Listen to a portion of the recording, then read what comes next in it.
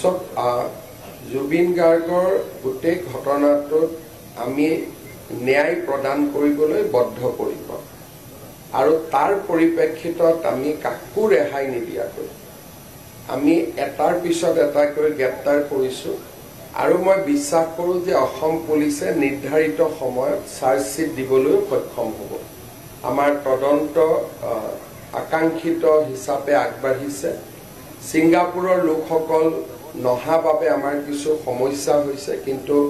তাতো আমি যা যোগাৰ বা তেওঁলোককো আমি কেনেকৈ আনিব পাৰোঁ তাৰ ব্যৱস্থা আমি কৰি আছোঁ কিন্তু অসম চৰকাৰে জুবিন গাৰ্গৰ গোটেই ঘটনাটোক লৈ আমি অত্যন্ত সিৰিয়াস আমি নিশ্চিতভাৱে আমি ন্যায় প্ৰদান কৰিম আৰু আমি আদালতৰ সন্মুখলৈকে অভিযুক্তসকলক লৈ যাম সাধাৰণতে আমি 3 মাহ আমাক সময় দিয়া হয় 3 মাহ সময়তকৈ আমি বেছি সময় নিবিচাৰিম নিৰ্ধাৰিত সময়ৰ ভিতৰতে আমি চাৰ্জশ্বিট দিবলৈ চেষ্টা কৰিম যাতে ঘটনাটোৰ গোটেই তদন্ত পুলিচে কৰাৰ পিছত ঘটনাটোৰ বিচাৰ যাতে আদালতৰ মজিয়াত হ'ব পাৰে আৰু আমি একেবাৰে নিশ্চিত যে আমি জুবিন গাৰ্গক ন্যায় প্ৰদান কৰিবলৈ সক্ষম হ'ম অসম আৰক্ষী ছিংগাপুৰত যাব নোৱাৰে কোনো দেশৰ কোনো আৰক্ষী ক'তো যাব নোৱাৰে সেই দেশৰ আৰক্ষীয়ে সহায় কৰে যেনেকৈ ছিংগাপুৰৰ আৰক্ষী কেতিয়াও ভাৰতত আহিব নোৱাৰে ভাৰতৰ আৰক্ষী আমেৰিকাত যাব নোৱাৰে আমেৰিকাৰ আৰক্ষী যাব নোৱাৰে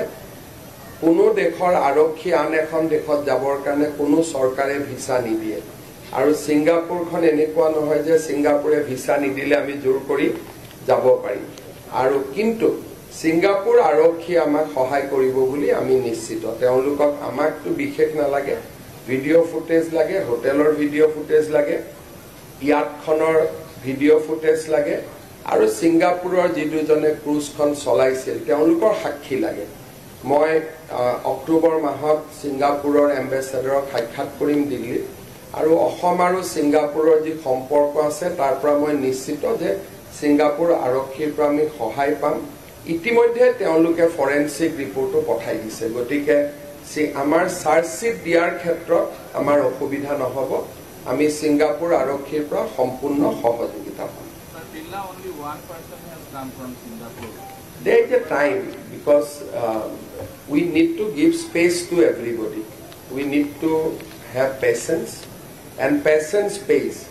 যেতিয়া ধৈৰ্যবান হলকি যায় তেতিয়া কোনেও ন্যায় নাপায় যেতিয়া আমি সুন্দৰভাৱে ষ্টেপ বাই ষ্টেপ আগবাঢ়ি যাম কোনো ভুল নকৰিম তেতিয়া আমি ন্যায় পাম কিন্তু আমি যদি আবেগ আৰু ন্যায় দুইটাক যদি একলগ কৰোঁ কোৰ্টৰ পৰা সব ৰেহাই পাই যাব গতিকে আমি আবেগিক মানুহ আবেগ আবেগৰ স্থানত থাকিব কিন্তু পুলিচে মেথডলজিক্যালি কাম কৰিব লাগিব নহলে যেতিয়া কোৰ্টত কেছটো যদি আমি হাৰো তেতিয়া মানুহে পুলিচকে ক'ব যে আপোনালোকে জবৰদস্তি কৰাৰ কাৰণে জোৰ কৰাৰ কাৰণে দৌৰাদৌৰি কৰাৰ কাৰণে আমি কেছটো হাৰিবলগীয়া হ'ল তেতিয়া উকিলসকলেও মানুহক আহি ক'ব যে আৰক্ষীয়ে দৌৰাদৌৰি কৰাৰ কাৰণে আমি কেছটো হাৰি গ'লো সেইকাৰণে যি ধৰণে কাগজত লিখা আছে তদন্ত কৰিব আৰু 3 মাহৰ ভিতৰত আমি চাৰ্জশ্বিট দিবলৈ সক্ষম